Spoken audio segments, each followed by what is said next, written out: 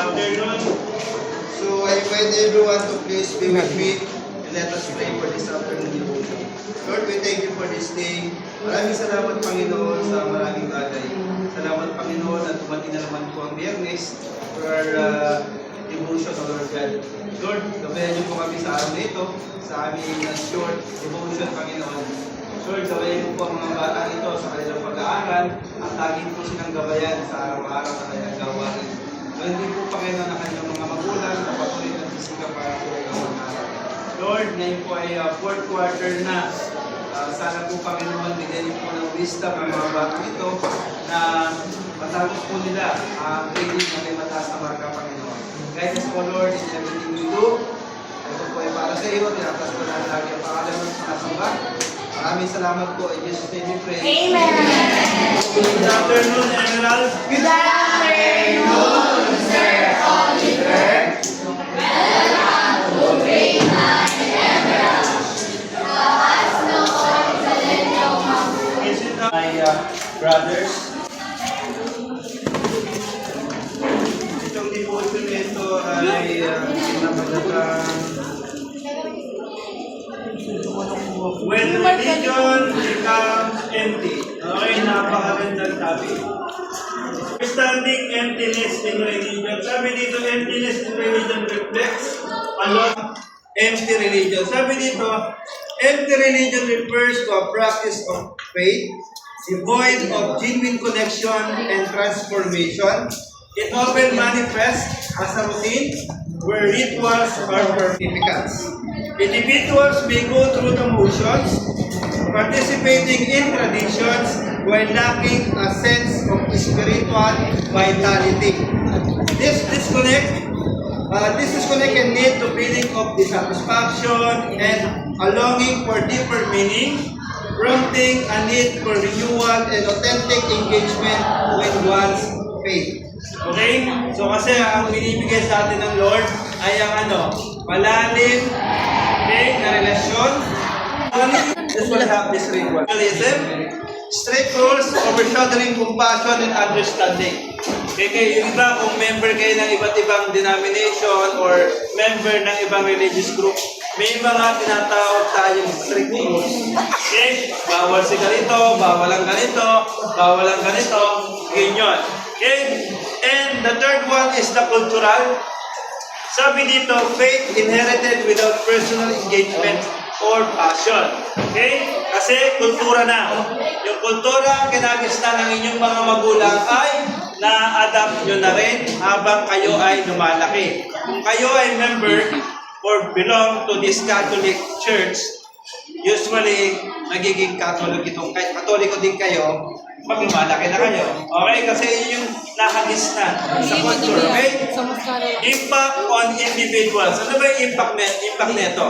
Solitude, reflecting spiritual challenges and personal journeys. Yung solitude, kung tatagalogin natin ay ang pag-isa. Like this one. Okay? Solitude. Sinasabi ko. But what I'm trying to say is ang gusto ko lang naman ay magkaroon kayo ng malalim na ugnayan sa ating Panginoon. Okay? 75% declining engagement in communities. Bakit? Because 75% of congregants report feeling disconnected from their faith communities, leading to reduced participation. Meron dito mga belong on that kind of religious group. Where are you belong, Sai? Ano ang inyong religion? Catholic? Sino dito yung belong sa ibang religion? Sino? Si Irish, di ba Christian? Christian ka, di ba? Okay.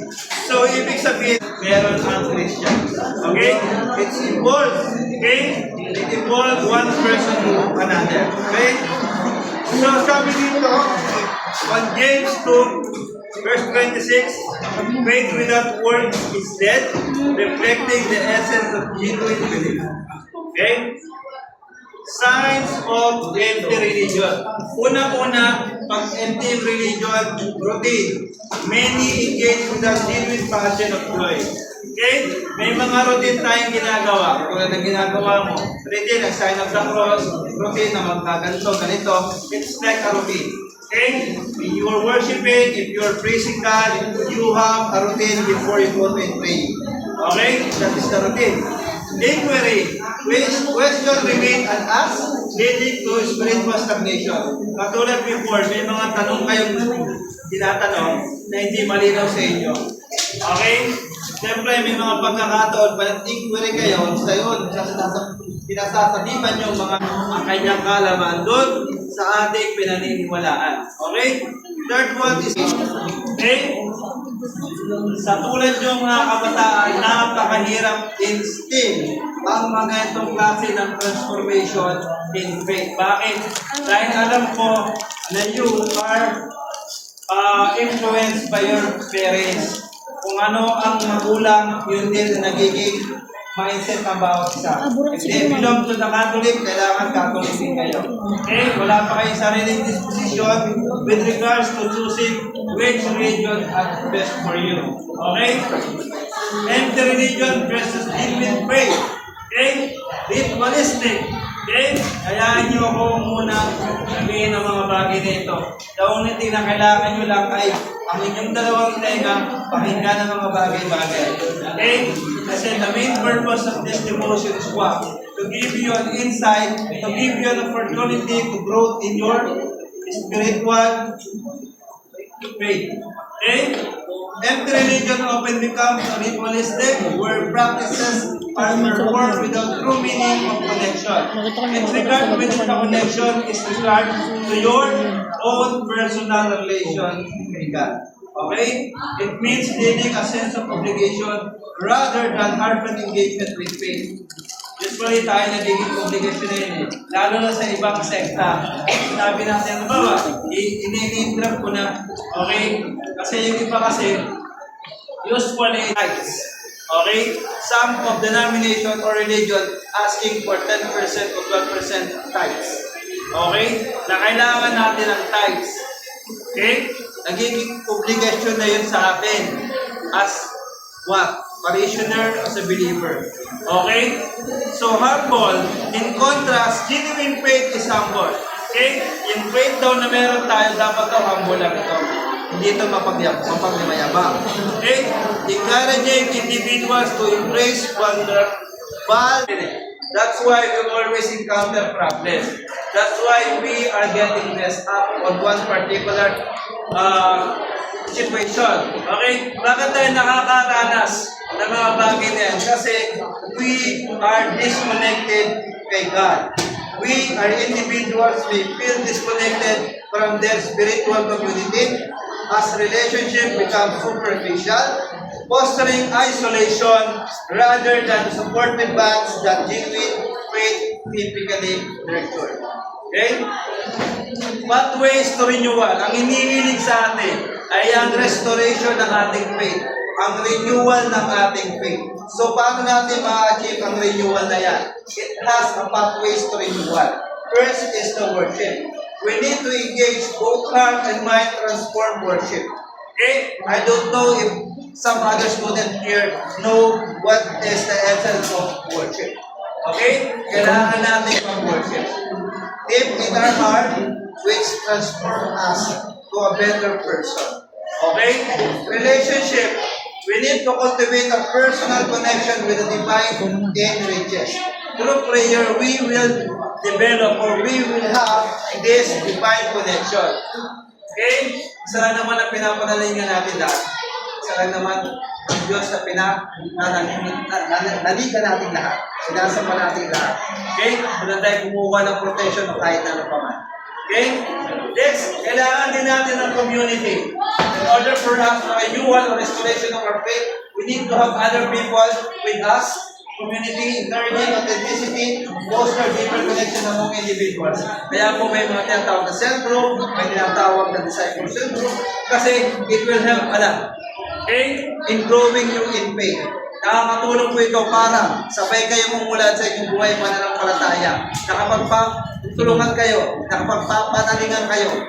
Okay? Pag nanghihina ka sa mga portion nito, meron kang kasama, meron kang kadamay, okay? Sa mga bagay-bagay na yan. That's very important. Okay, a journey to renewal. Ano ba ang renewal? Okay? We need to find joy and connection together again. It's very important for you guys na alam nyo kung sino yung mga tao sinasamahan. Okay? We need to choose kasi grade 9 na kayo. Siguro naman nasa tamang edad na kayo. So choose kung sino yung tama yung samahan. Naksaan ay magkakaroon kayo ng magandang thoughts, positive mind and thinking. Hindi kayo dadali sa kung ano pa mga bagay. Okay? You need to choose that. Okay, this is our last topic. Very, medyo mabilis na. Okay? Going through, isa lang ang sinasabi sa atin dito. Ang laging binibigyan ng puntos dito ay yung young mind katulad nyo, mga kabataan katulad nyo, as early this time, you need to build your. Okay?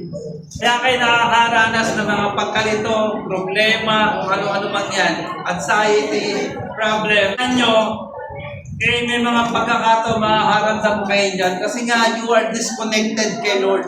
Disconnected yung inyong faith. Okay? Marami kayong mga bagay na iniisip dito sa mundo.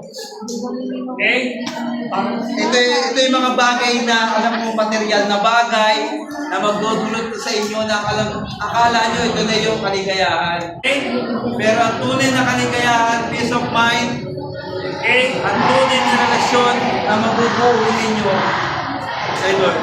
Okay? You will find peace, you can find anything, you will be full with grace at wala kayong dapat na alahanin. Just put your trust into the Lord. Okay? Yun lang ang dapat natin laging isipin sa lahat ng ating mga gagawin.